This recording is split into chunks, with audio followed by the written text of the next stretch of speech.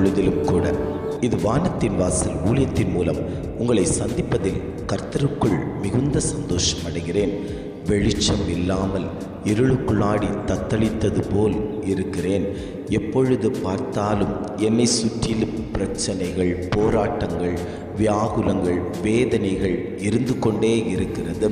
என் வாழ்க்கையில் நான் எப்பொழுது ஒரு பெரிய வெளிச்சத்தை பார்ப்பேன், அந்த வெளிச்சத்தில் எப்பொழுது நடப்பேன் என்று தேவ சமூகத்தில் காத்திருந்து தேவனை நோக்கி பார்த்து கொண்டிருக்கக்கூடிய அநேக ஜனங்கள் உண்டு. ஆண்டவர் அந்த ஜனங்களை பார்த்து சொல்லுகிறார், நீதியின் வெளிச்சமாகிய சூரியன் உன் வாழ்க்கையில் உதிக்கும் என்று. இன்றைய காலை பொழுதில் ஒவ்வொரு குடும்பங்களையும் பார்த்து ஆண்டவர் வாக்கு கொடுத்து கொண்டிருக்கிறார். இன்றைய காலை பொழுதிலும் கூட ஆண்டவர் நமக்கு தரக்கூடிய நல்ல வார்த்தை என்னவென்றால், ஏசாயா 9ஆம் அதிகாரம் 2ஆம் வசனம் இவ்வாறாக சொல்கிறது, இருளில் நடக்கிற ஜனங்கள் பெரிய வெளிச்சத்தை கண்டார்கள். வசனம் இவ்வாறாக சொல்லுகிறது, இருளில் நடக்கிற ஜனங்கள் பெரிய வெளிச்சத்தை கண்டார்கள். இன்றைக்கு ஆண்டவர் உங்களை பார்த்து சொல்லுகிறார், பெரிய வெளிச்சத்தை காணப்போகிறீர்கள். யாரெல்லாம் இருதயங்களில், குடும்பங்களில் இருளுக்குள் இருந்து கொண்டிருக்கிறார்களோ அவர்களை பார்த்து ஆண்டவர் சொல்லுகிறார், பயப்படாதேயுங்கள், நான் உங்களுக்கு வெளிச்சத்தை தரக்கூடிய தெய்வம். இத்தனை ஆண்டுகளாய் இருளுக்குள் இருந்திருப்பீர்களே, ஆனால் ஆண்டவர் இன்றைக்கு உங்களை பார்த்து வாக்கு கொடுத்து கொண்டிருக்கிறார்.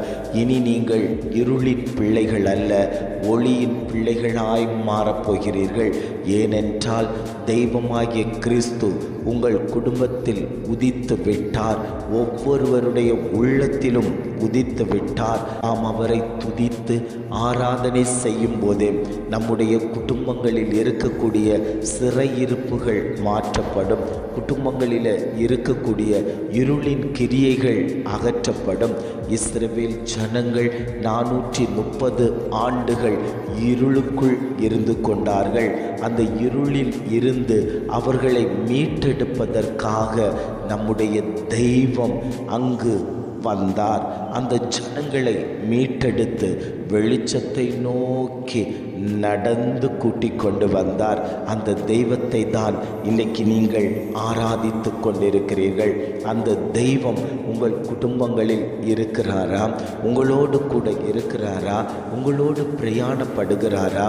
அந்த தெய்வத்தை நீங்கள் இறுக்கமாய் பிடித்து கொள்ள வேண்டும். என் குடும்பத்தில் சத்ருவானவர் இருளை போட்டு கொண்டிருக்கிறான். எப்பொழுது பார்த்தாலும் வியாதி என்கிற இருள், பிரச்சனை என்கிற இருள், பாடு என்கிற இருள், நான் இருளுக்குள்ளாடியே தான் இருந்து கொண்டிருக்கிறேன். எப்பொழுது இந்த இருள் என்னை விட்டு அகலும்? எப்பொழுது என் குடும்பத்தில் ஒரு வெளிச்சம் உண்டாகும்?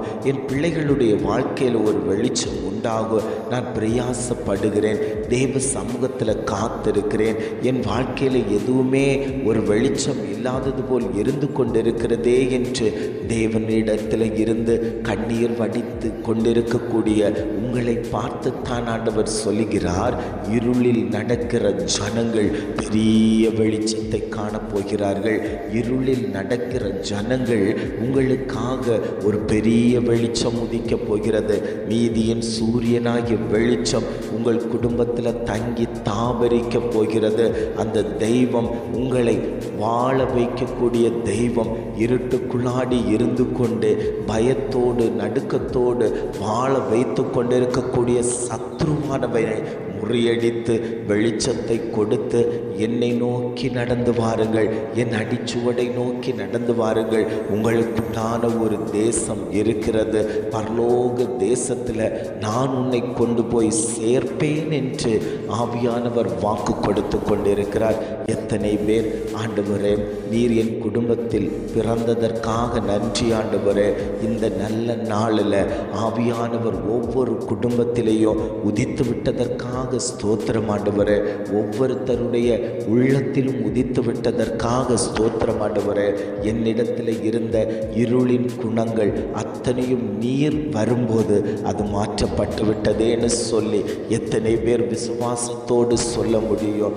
அடித்தடிகளும் வாக்குவாதங்களும் முறுமுறுப்புகளும் மாம்சத்தின் கிரியைகளையும் வைத்து கொண்டு நானும் ஆண்டவரை அறிந்திருக்கிறேன், எனக்குள்ளாடியும் ஆண்டவர் பிறந்திருக்கிறார் என்று சொல்வதற்கல்ல, ஞானமாய் கிருபையாய் ஆண்டவருக்கு பயந்து, ஆண்டவரே நீர் என் குடும்பத்தில் வாரும் அப்பான்னு சொல்லி கூப்பிட்டு அவரை உங்களுடைய உள்ளத்தில் உங்களுடைய குடும்பத்தில் எத்தனை பேர் இங்கே வாங்கப்பான்னு சொல்லி உங்கள் குடும்பத்தில் தங்கி தாபரித்து கொள்வதற்கு அவரை அழைத்து கொள்ளுகிறீர்களோ அத்தனை குடும்பத்தையும் பார்த்து ஆண்டவர் வாக்கு கொடுத்து கொண்டிருக்கிறார். உன்னுடைய குடும்பத்தில் இருக்கக்கூடிய இருள்களை நான் மாற்றி தருவேன். தெய்வமாகிய வெளிச்சம் உன் குடும்பத்திலே உதித்தாகி விட்டாரேயானால் உன் குடும்பத்தின் மேன்மைகள் வளர்ச்சிகள் அது மகிமையாய் இருக்கும் என்று ஆவியானவர் திட்டமும் தீர்மானமுமாய் ஒவ்வொரு குடும்பங்களையும் பார்த்து ஆண்டவர் வாக்கு கொடுத்து கொண்டிருக்கிறார். ஜெபிக்கலாமா? அன்பின் பரலோக பிதாவே, இந்த காலை பொழுதுக்காக நாங்கள் உமக்கு நன்றி செலுத்துகிறோம் ஆண்டவரே. இந்த காலை பொழுதிலும் கூட ஆண்டவர் எங்களுக்கு தந்த நல்ல வார்த்தைகளுக்காக நாங்கள் உமக்கு நன்றி செலுத்துகிறோம் ஆண்டவரே. இருளில் நடக்கிற ஜனங்கள் பெரிய வெளிச்சத்தை கண்டார்கள் என்று அழகான ஒரு வாக்கு தத்துவத்தை எங்களுக்கு தந்தீங்களே ஆண்டவரே. அதற்காக நாங்கள் உமக்கு நன்றி செலுத்துகிறோம் ஆண்டவரே.